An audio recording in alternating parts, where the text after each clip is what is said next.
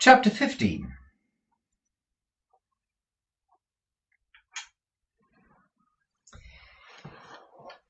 Newman Noggs scrambled in violent haste upstairs with the steaming beverage, which he had so unceremoniously snatched from the table of Mr. Kenwigs. He bore his prize straight to his own back garret, where, footsore and nearly shoeless, wet, dirty, jaded, and disfigured with every mark of fatiguing travel, sat Nicholas and Smike, at once the cause and partner of his toil, both perfectly worn out by their unwonted and protracted exertion.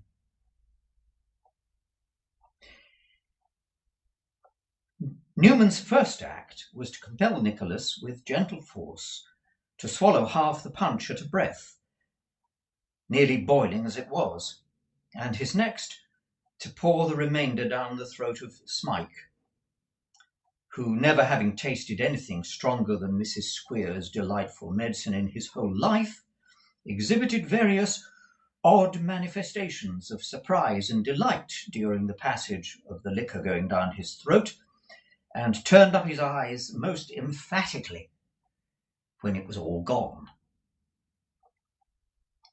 "You are wet through," said Newman, passing his hand hastily over the coat which Nicholas had just thrown off.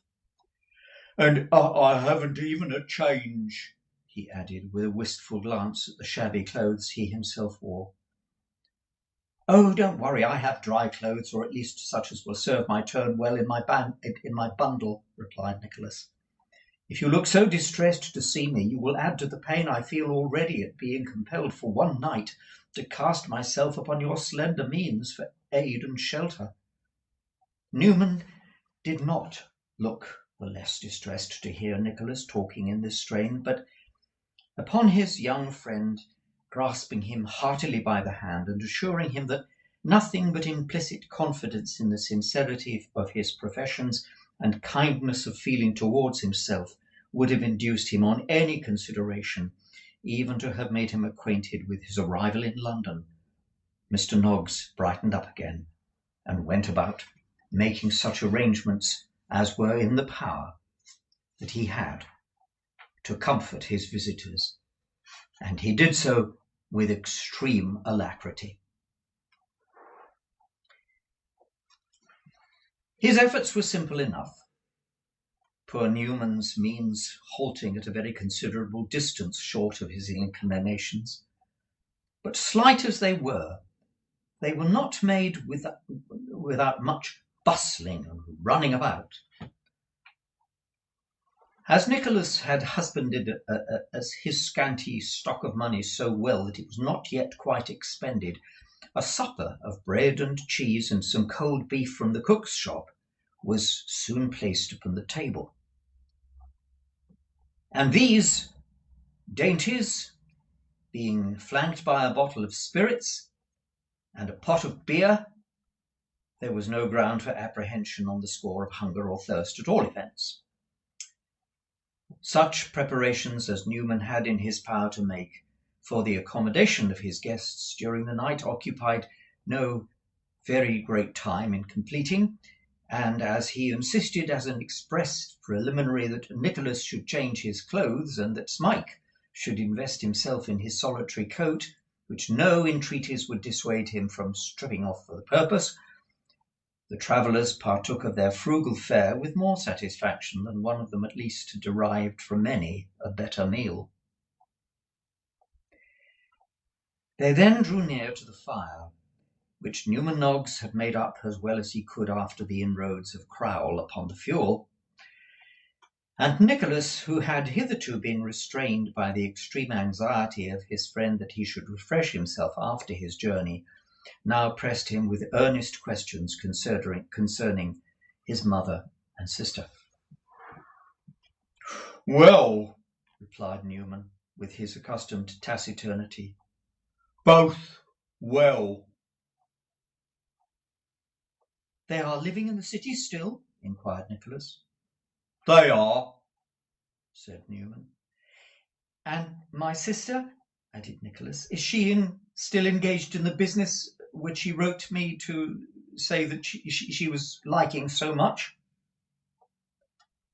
Newman opened his eyes rather wider than usual, but merely replied by a gasp, which, according to the action of his head that accompanied it, was interpreted by his friends as meaning yes or no. In the present instance, the pantomime consisted of a nod and not a shake, so Nicholas took the answer to be a favourable one. "Now, listen to me," said Nicholas, laying his hand on Newman's shoulder. "Before I would make an effort to see them, I deemed it expedient to come to you, lest by gratifying my own selfish desire, I should inflict an injury upon them which I could never repair. What has my uncle heard from Yorkshire?" Newman opened and shut his mouth several times, as though he were trying his utmost to speak, but could make nothing of, and finally fixed his eyes on Nicholas with a grim and ghastly stare. "What has he heard?" urged Nicholas, colouring. "You see that I am prepared to hear the very worst that malice can have suggested. Why should you conceal it from me now? I must know it sooner or later. What purpose can be gained by trifling with the matter for a few minutes, when half the time would put me in possession of all that has occurred? Tell me at once, pray." "I'll tell you tomorrow," said Norman. "Not tonight." "What purpose would that answer?" urged Nicholas. "You'd sleep better," replied Newman. "I would sleep worse," answered Nicholas impatiently. "Sleep! Exhausted as I am, and standing in no common need of rest, I cannot hope to close my eyes all night unless you tell me everything." "And if I should tell you everything?" said Newman, hesitating. "Why, then you may rouse my indignation or wound my pride," rejoined Nicholas, "but you will not break my rest. For if the scene were acted over again, I could take no other part than I did take, and whatever consequences may accrue to myself from it, I shall never regret doing as I have done. Never, if I starve or beg in consequence. What is a little poverty or suffering to the disgrace of the basest and most inhuman cowardice? I tell you, if I had stood by tamely and passively, I should have hated myself and merited the contempt of every man in existence. The black-hearted scoundrel!" With this gentle allusion to the absent Mr. Squeers, Nicholas repressed his rising wrath and related to Newman exactly what had passed at Dotheboys Hall, entreating him to speak without more pressing. Thus adjusted, Mr. Noggs took from an old trunk a sheet of paper, which appeared to have been scrawled all over in great haste, and after sundry extraordinary demonstrations of reluctance, delivered himself in the following terms: "My dear young man, you mustn't give way to this sort of thing. Will never do, you know, as getting on in the world. If you take everybody's part that's ill-treated, damn it, I'm proud. I'm a proud man to know that you did it. But I think I would have done it myself." Newman accompanied this very unusual outbreak with a violent blow upon the table, as if in the heat of the moment he had mistaken it for the chest or ribs of Mr. Wackford Squeers. Having by this time opened his feelings, he quite precluded himself from offering Nicholas any further words of advice, and he went straight to the point. "The day before yesterday," said Newman, "your uncle received this letter. I took a hasty copy of it while he was out. Shall I read it?" "If you please," replied Nicholas. Newman Noggs accordingly read as follows: Doothboys Hall, Thursday morning. Sir, my pa requests me to write to you. The doctor's considering it doubtful whether he will ever recover the use of his legs, which prevents him holding a pen. We are in a state of mind beyond everything, and my pa is one mass of bruises, both blue and green. We were compelled to have him carried down to the kitchen, where he now lies. You will judge from this that he has been brought very low.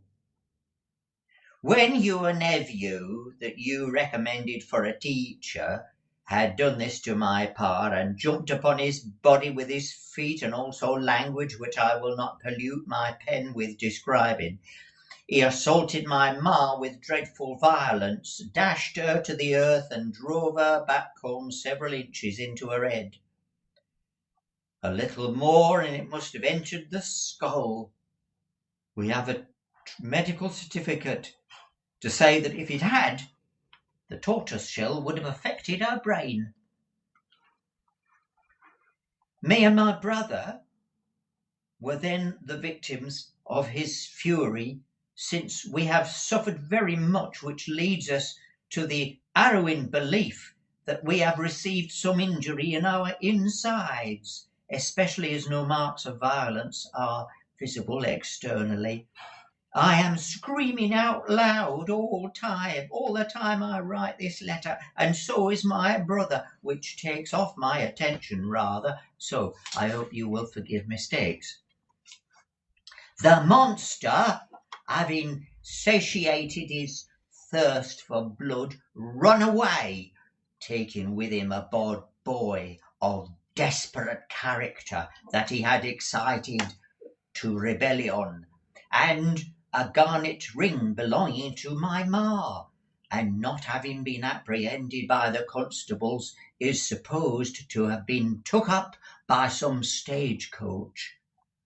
My pa begs that if he comes to you, the ring may be returned, but that you will let the thief and the assassin go, as if we prosecuted him he would only be transported, and if he is let go he is sure to be hung before long, which will save us the trouble and be much more satisfactory. Hoping to hear from you when convenient, I remain yours, etc., Fanny Squeers. P.S. I pity his ignorance, and I despise him.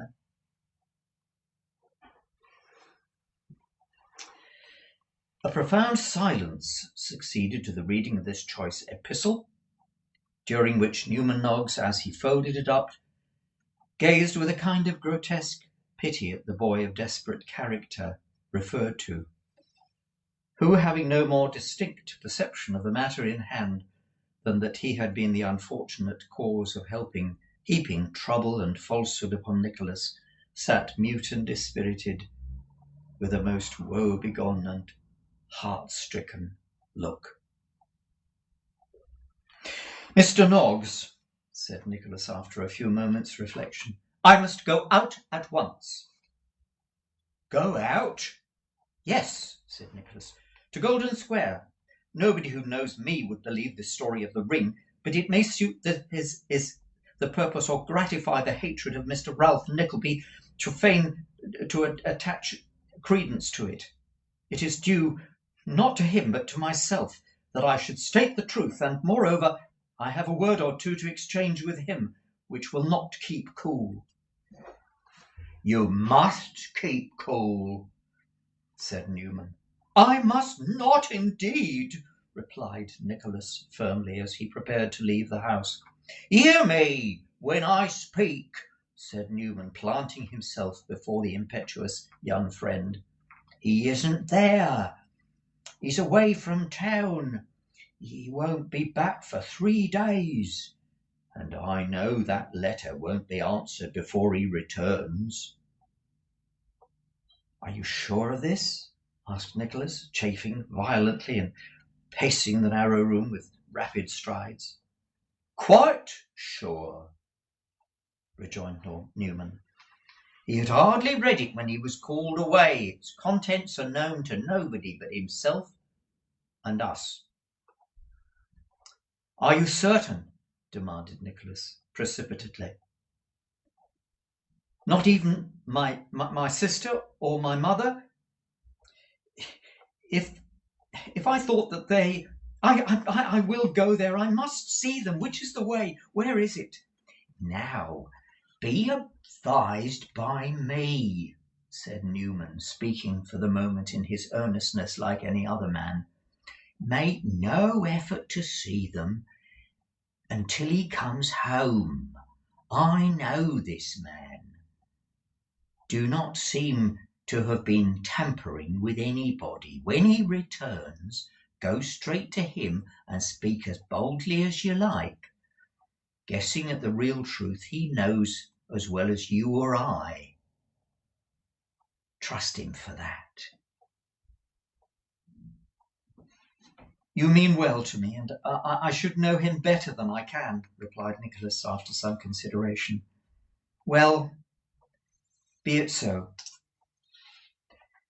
Newman, who had stood during the foregoing conversation with his back planted against the door, ready to oppose any egress from the apartment by force, if necessary, resumed his seat with much satisfaction, and as the water in the kettle was by this time boiling, made a glassful of spirits and water for Nicholas, and a cracked mugful for the joint accommodation of himself and Spike, of which the two partook in great harmony, while Nicholas, leaning his head upon his hand, remained buried in melancholy aspiration.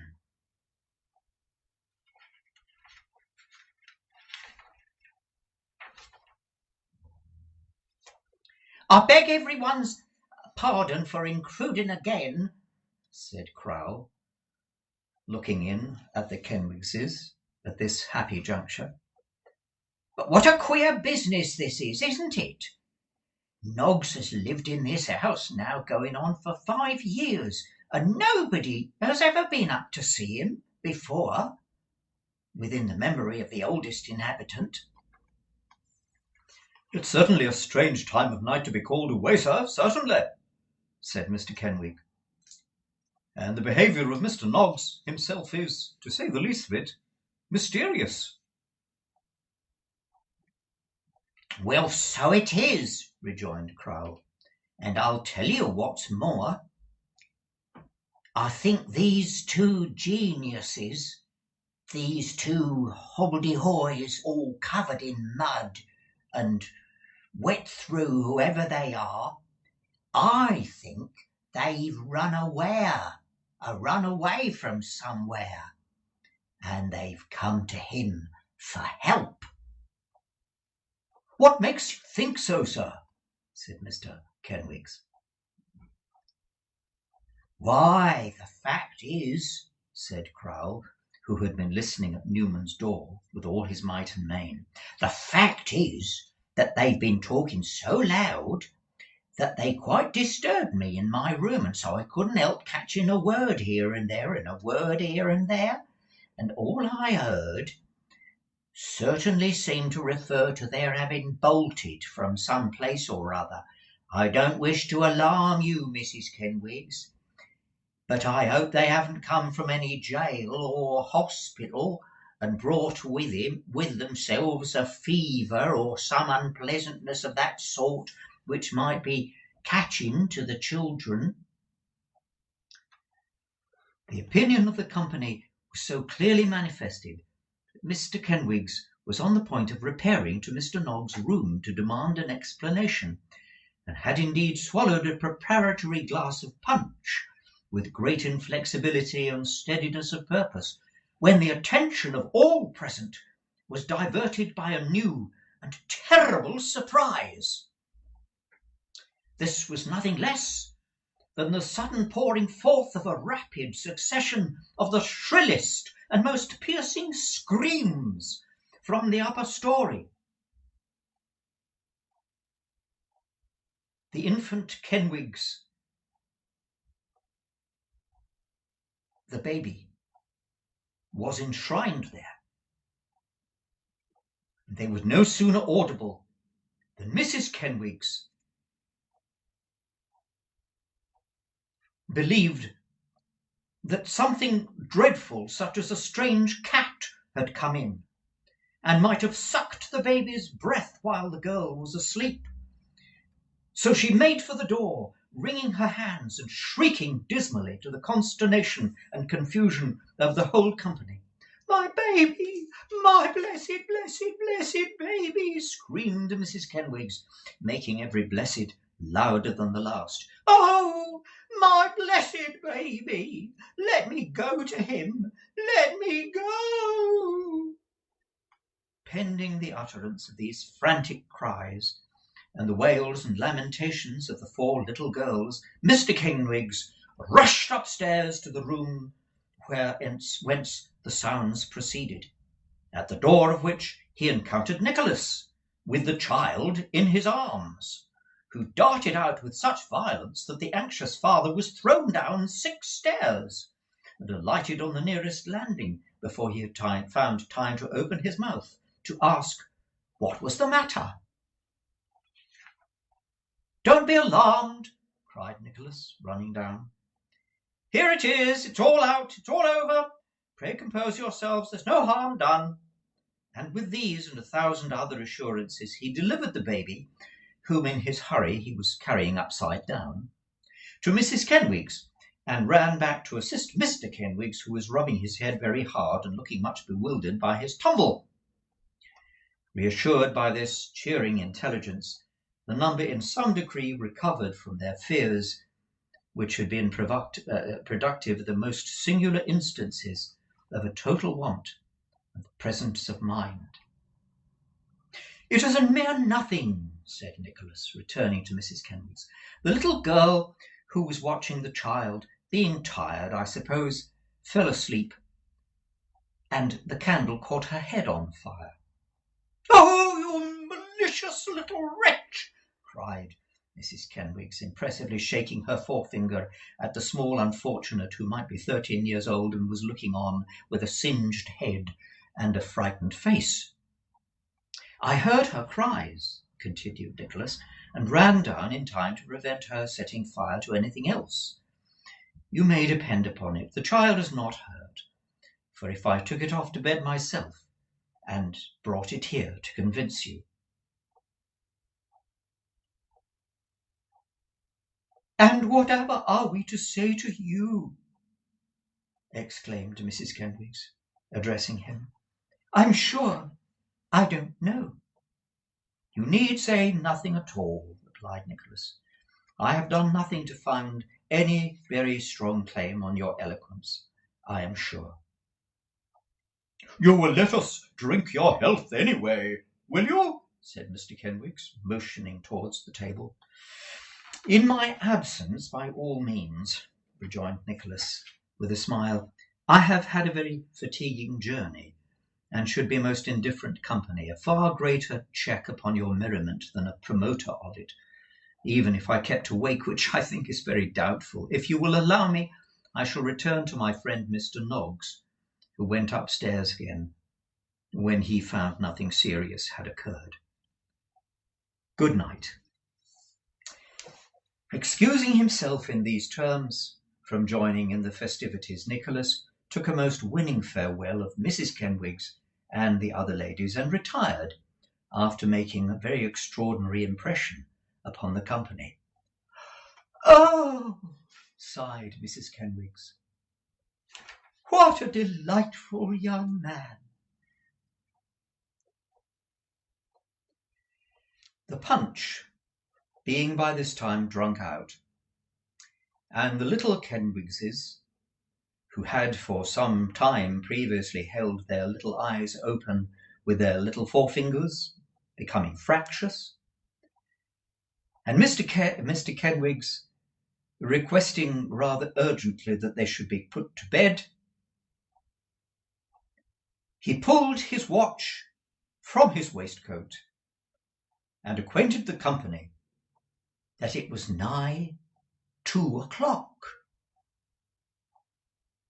Some of the guests were surprised and others shocked, and hats and bonnets were groped for under the tables, and in the course of time found their owners, who took them away, after a vast deal of shaking hands and many remarks how they had never spent such a delightful evening, and how they marvelled to find it so late, expecting having to have heard that it was merely 10:30 at the very latest, and how they wished Mr. and Mrs. Kenwigs had a wedding day once a week, and how they wondered by what hidden agency Mrs. Kenwigs could possibly have managed so well, and a great deal more of the same kind, to all of which flattering expressions Mr. and Mrs. Kenwigs replied by thanking every lady and gentleman many, many times over for the favour of their company, and hoping that they might have enjoyed themselves only half as well as they said they had.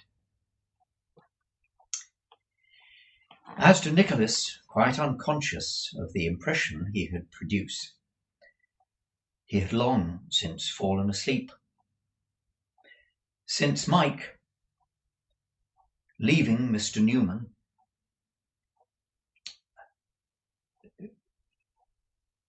together with Mr. Newman, to employ the spirit bottle between them, and this office they performed with much goodwill. So Newman was equally at a loss to determine whether he himself was quite sober, and whether he had ever seen any gentleman so heavily, drowsily, and completely intoxicated as his new acquaintance.